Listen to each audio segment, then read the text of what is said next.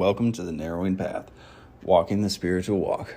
My name is Steve Van Eiderstein, and thank y'all for joining me again today for February 18th reading of James Allen's Daily Meditations.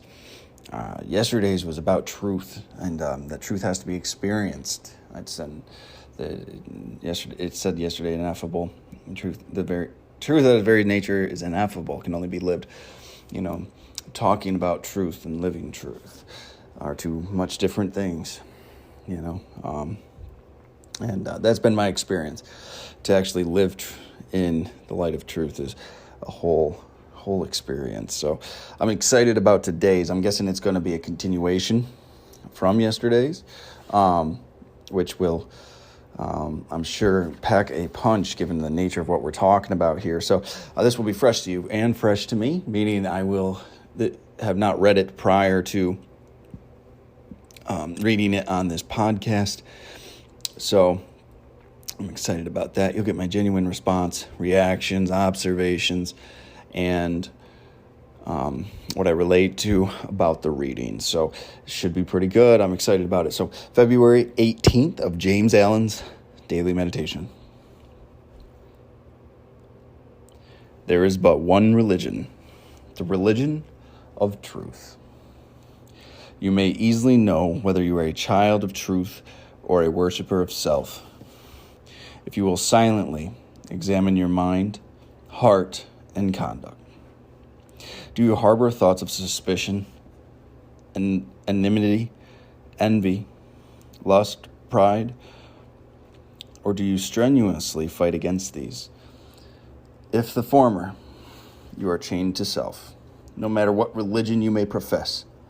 If the latter, you are a candidate for truth, even though outwardly your life may profess no religion. Are you passionate, self-willed, ever seeking to gain your own ends, self-indulgent and self-centered? Or are you gentle, mild, unselfish? Quit of every form of self-indulgence and are ever ready to give up your own? If the former, self is your master. If the latter, truth is the object of your affection. The signs by which the truth lover is known are unmistakable. I love it when he does these. I love it. I just appreciate it on a whole different level when he can provide us context or example to tell the difference between these things, between living a life that serves myself or living a life that serves the good and the true and the God, or what the source, the nature, whatever you want to call it again. Because sometimes I can be a victim of my own delusions, of my own grandeur, my own self-pity, a lot of things. So I enjoy it when he can provide some dichotomies and some observable behaviors to be able to say, to get a good gauge, or at least somewhat of a gauge, on where I am. So I love the opening line is great, and I rest here. If people were curious, this is where I rest. There's but one religion, the religion of truth. There's a lot of interpretations. There's a lot of applications. There's a lot of claims to what's real and honest. But I do believe that there is one truth. There's one spiritual truth. There's one spiritual way to live. Spiritual truths are absolute truths. I believe that wholeheartedly. He goes on to start giving us these examples that I was talking about. You may easily know whether you are a child of truth or a worshiper of self. I love that phrasing, because a big thing I talk about is what do we use our will for? Do we use our will to serve good, to serve others, to serve God, to serve truth, to serve these plethora of good things? Or do we use our will to serve ourselves? Are we consistently and only self-seeking and self-centered? Even our things that might externally appear altruistic, are they really not to just serve our own egos? To provide a certain interpretation or a certain presentation to others so that we can get what we want or be thought of how we'd prefer to be thought of? When I first started getting sober, that's how I thought about everything. Everything was in reference to me and what I could get out of it, what I wanted people to think about me, all of this stuff. But having lived a little bit more, having grown and learned a lot, I've come to find out that that's not the only way to think. It was painful for me to actually realize that, because I had to realize the impact it's had on myself and the people around me. But what does your will serve? Your own selfish ends or genuine love, truth, God, people? What is it? If you will silently examine your mind, heart, and conduct. That's how that statement ends. If you silently examine your mind, heart, and conduct. Excuse me. Excuse me. Maybe that's a sign. Got to do that a little bit more. And that's how you can tell whether you're a worshiper of self or a child of the truth. Honest examination of self. Through prayer, meditation, conversations. He does say silently, so mostly prayer and meditation, I would say. Do you harbor, here we go, here's this first line of things. Do you harbor thoughts of suspicion, enmity, envy, lust, pride? Or do you strenuously fight against these? Let me look that up. Enmity. Sorry about that. A state or feeling of being actively opposed or hostile to someone or something. So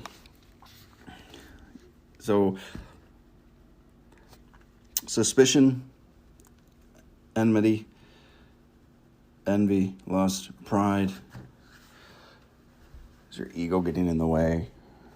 Just these negative thought patterns it's really talking about right there. I want what they have. Sexual lust or lust of any sort, pride and ego. Or do you strenuously fight against these? Do you write these thoughts when they show up, or do you live in them? I had to realize that I could actually change the way I thought about things. I had to realize that I could challenge the suspicious thoughts, the lustful thoughts, the angry thoughts, the envious thoughts. I had to realize I could change them. I didn't have to live that way. He says, if the former, you are chained to self, because you're looking at things in the context of you in the former, instead of the context of other. And that's a big difference I had to make, a big shift in perspective that I had to take.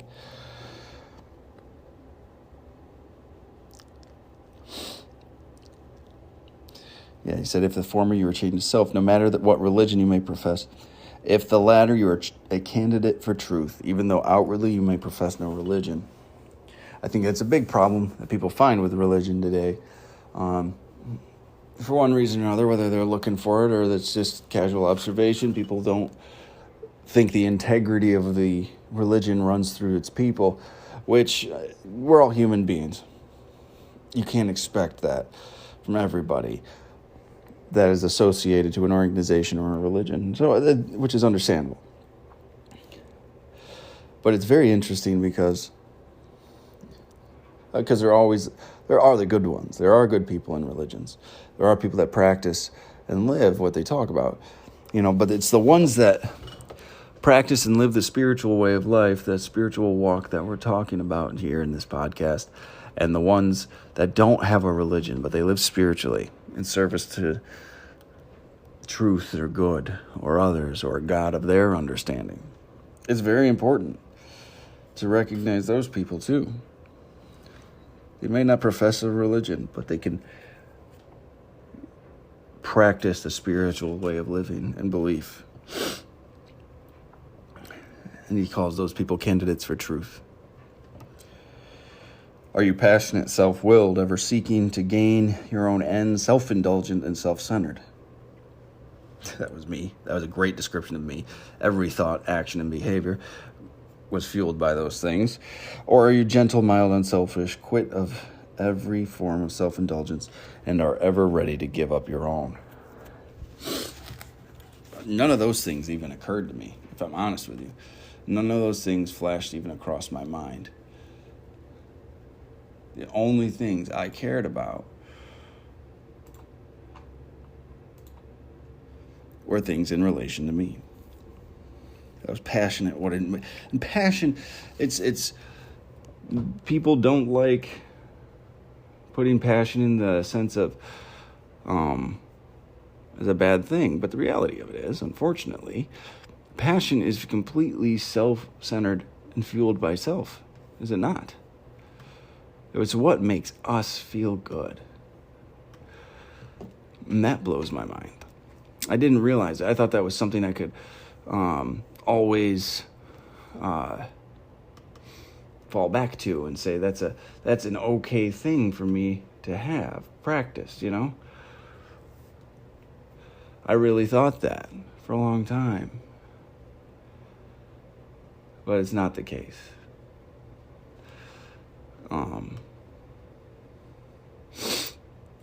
I had to change and adjust my perspective. So I was practicing the mild, unselfish quit of every form of self-indulgence and ever ready to give up my own. I had to practice being of service to other people, to do things and take actions without myself in mind.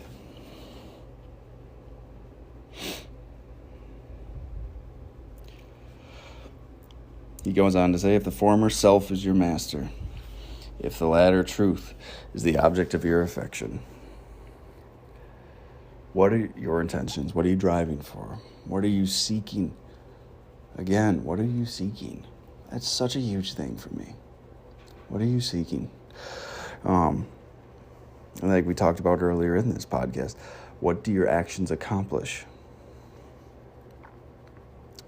It gives a good picture of the possible intentions.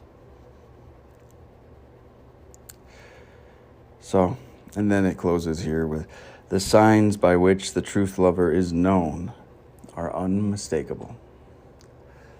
Again, there's in my recovery, I've come across those people that just have that air about them, and it just feels so positive and so loving and just accepting.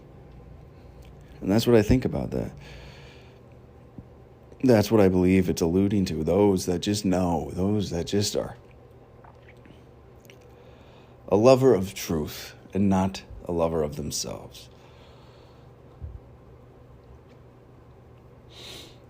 What a thing to strive for. And I think that's an amazing description of how we should be perceived. A lover of truth. Truth lover.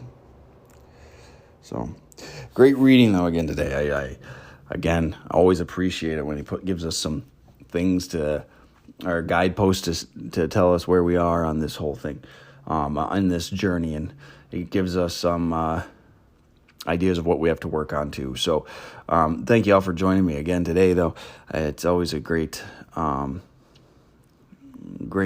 of my day when I get to post these things. So I'll look forward to reading tomorrow's on the 19th, and we will go from there. So until next time, thanks.